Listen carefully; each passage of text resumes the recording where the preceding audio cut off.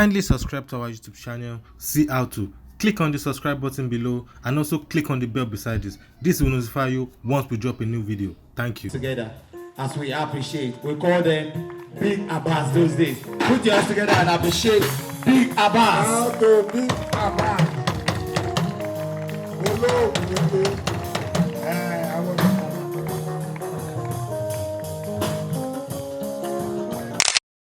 Ìgbà tí mo dé tó pa abẹjọ́ kan sórí láti wọ́n fẹ́ pa ọkọ̀ tí wọ́n yí sí ti Ọlọ́run. Amen. Gbogbo ti yé padà. Èyí bàbá. Bóyá.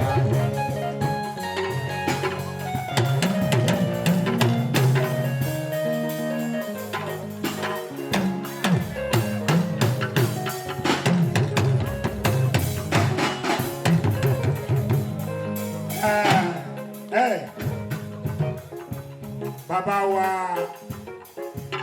ọ̀rọ̀ kọ̀yà wọ́n máa rò pé àbá àti bẹ́ẹ̀ kọ́ mo ní bẹ́ẹ̀ tí mo yí àìdé mo ló fẹ́ gbà yọba ìlàlẹ̀ yóò jáde ẹ máa wò yóò kú jáde ẹ sì lọ.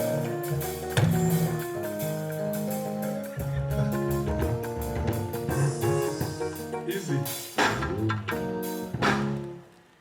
Praise the Lord.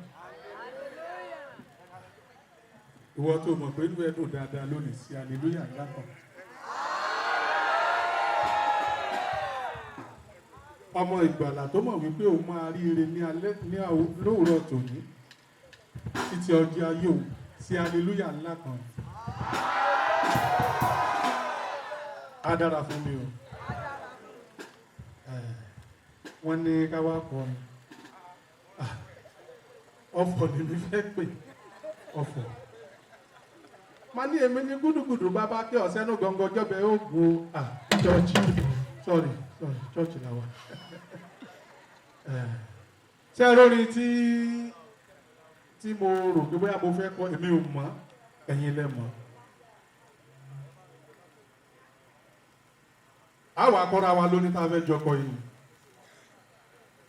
Mo ní mo gbọ́dọ̀ bẹ́ẹ̀ ò ẹ̀pà lọ lórí èmi mọ̀ tí ṣe ìpapọ̀ ọlọ́run ní apasi èé lọ sí náyà. Iná ti dé kókòkò para mọ́ iná ti dóde kókòkò para dà. Ẹ̀yẹ odídẹrẹ nítaná fún gbóòsù pọ̀ ọ̀run ìyá taná fáyéráwọ́ nítaná fún màláìka bàṣídódòde. Ẹni tí ó mọ̀ mí ẹ lọ ó pé náà wá mo ti ń pe tèsí dànù ó pé mìíràn dé.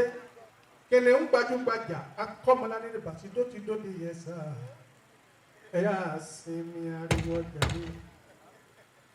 Àkọ́kọ́ ra wa lórí gbogbo tó lù sí.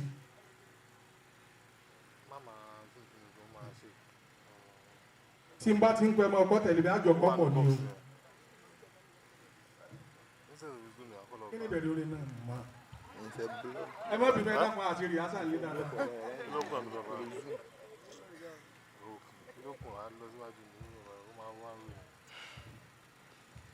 Ó ní ìrànlọ́ mi létí ẹ̀kọ́ bá ń gbọ́ ní wá àìkọrú ẹ̀tẹ́lẹ̀ náà ni. Praise the Lord. Praise the living Jesus.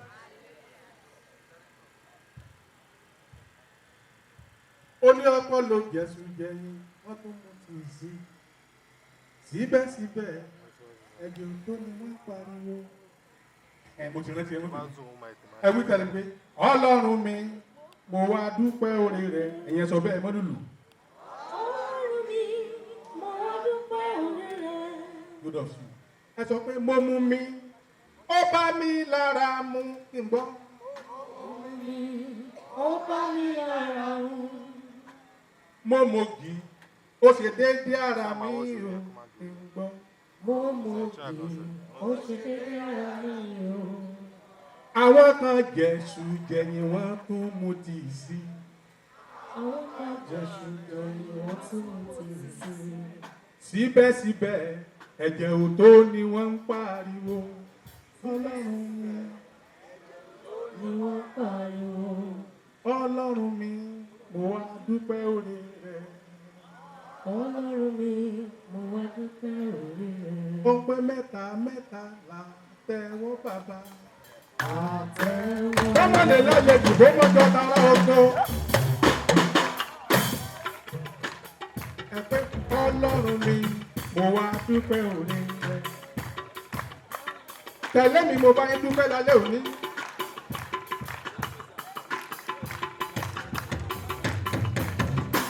Ọlọ́run yín ẹ̀yin ti dúpẹ́ òní rẹ̀ torí pé ẹ mú mi ọba yín lára mú. Ẹ mú kí ó ṣe déédé ara yín o. Àwọn kan jẹ̀sù jẹ̀yìn wọ́n tún mú ti sí.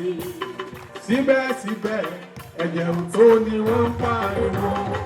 Ọlọ́run mi ọ̀rọ̀ dúpẹ́ òní. Bàbá Ọlọ́run mi ẹ̀kọ́rin tí ń gbọ́ tó bá fẹ́. Mi ò gbọ́. Ọlọ́run mi, mo wá dúpẹ́ oore rẹ̀. Ó bá mi lára mú. Mo mọ̀ kí ó ṣe déédé ara mi o. Àwọn kan jẹ̀sù jẹ̀yìn wọ́n tún mú ti Síbẹ̀síbẹ̀ àní ẹ̀jẹ̀ tó ni wọ́n ń pariwo. Ọlọ́run mi mo wá dúpẹ́ oore rẹ̀. tẹ̀lé mi. Ẹ máa gbọ́ kínní kan. Ẹ ti fi inú ṣe ṣìrò láti mọ̀ọ́rẹ bàbá. Ẹ tún ló kákú lè pọ̀ síbẹ̀síbẹ̀ orí rẹ̀ ò ní yé. Ẹ wá ń bèrè ẹni kí ni kì í yẹ sí àfi yẹ sábà. Ó ń pè ó ṣe ó bàbá mi ò ní sáà lórí. Ẹ gbọ́ bí mo ti wí, mo ní ẹ fi inú ṣe ṣìrò láti mọ̀ọ́rẹ bàbá. Ẹ tún lọ lo kákùlétọ̀ síbẹ̀ orí rẹ̀ ò ní yé. Ẹni kí ni kì í yẹ sí àfi yẹ sábà. Ó ṣe ó bàbá àwọn oníta ó ń pẹ́ mẹ́ta mẹ́ta là tẹ́wọ́ bàbá. Àtẹ́wọ́. Ẹ ti bá pẹ̀mí mímọ́ o. Àtẹ́wọ́. Ẹ bá ti bàbá lókè. Àtẹ́wọ́. Tẹ̀lé mi ìmọ̀lẹ́ Ọlọ́run kan sáyé rẹ̀. Tẹ̀lé mi ìmọ̀lẹ́ Ọlọ́run kan sáyé rẹ̀. Ẹ̀yin kì í sọ má ṣe tàbí ẹ kì í ṣẹ̀gbẹ́ òkùnkùn.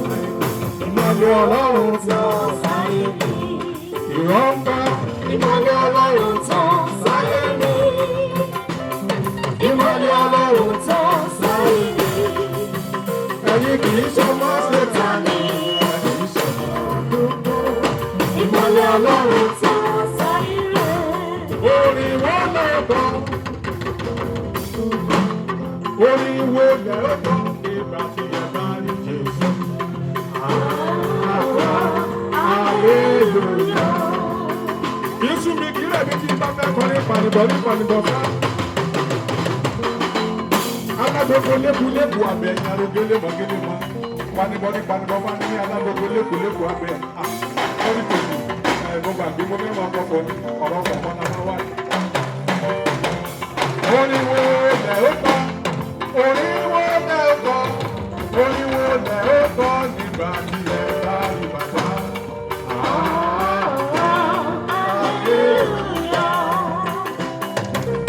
Onílàdùn ọ̀sán òde bọ́ọ̀lì mi.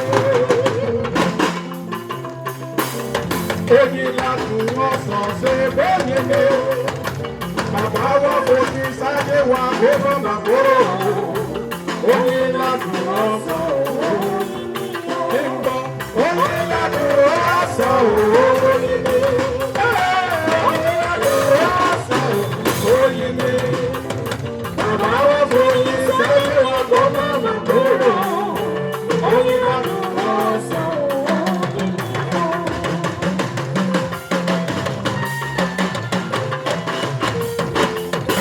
Ṣèbí orí lókun láwa lábẹ́ lọ. Odò lókun la ránṣẹ́ lọ òun rẹ̀. Ẹ jẹ́ ká sọ fún wọn pé Jésù ní ìdọ̀lẹ́. Òrùlé wọn tó ẹ jẹ́ ká sọ fún wọn pé Jésù ní ìdọ̀lẹ́. Òrùlé wọn tó lókè tó ṣe dédé ara yín o. Àwọn kan jẹ́ ìjẹ̀lẹ̀ wá tó wọn ti ṣe. Síbẹ̀síbẹ̀ ẹ̀sẹ̀ tó ni wọ́n pariwo. Ọlọ́run yìí àwọn dúpẹ́. Ọjọ́ lásẹ̀ yìí máa gbọ́dọ̀ ní bàbá Samuel máa gbọ́ bí mo ti ń wí. Ọmọ eléré ni wà òwe. Ọmọ eléré ni wà òwe. Àwọn alátọ̀rọ̀ máa ń bọ̀ sọ́tà náà ọmọ eléré ni wà. Ọmọ eléré ni wà òwe. Adémọ́lá ọmọ eléré ni wà òwe. Alátọ̀rọ̀ máa ń bọ̀ sọ́tà. Lórí yìí ló jẹ́jẹ́ Sátánì kan gbélé o. Ẹlẹ́dá sì ló jẹ́jẹ́ Sátánì kan gbé. Àwọn kan làdá lè kàn jẹ́ àwọn kan làdá lè kàn. Àwọn kan làdá lè kàn gbé ló ń bá lọ bí ẹ̀kọ́. Lórí yìí ló jẹ́ Sátánì kan gbé. Mẹ́ta là tẹ̀wọ́ bàbá. Tẹ̀wọ́ fún bàbá. Ọba lọ́dọ̀ ẹ̀sìn ìjọjọ́ òní o.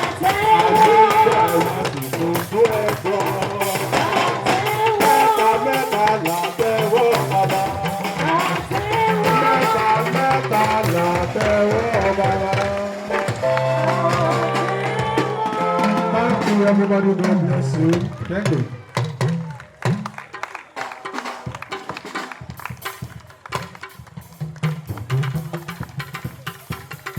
Thank you so much for watching. You want to see more? Click below and subscribe because we drop video every day.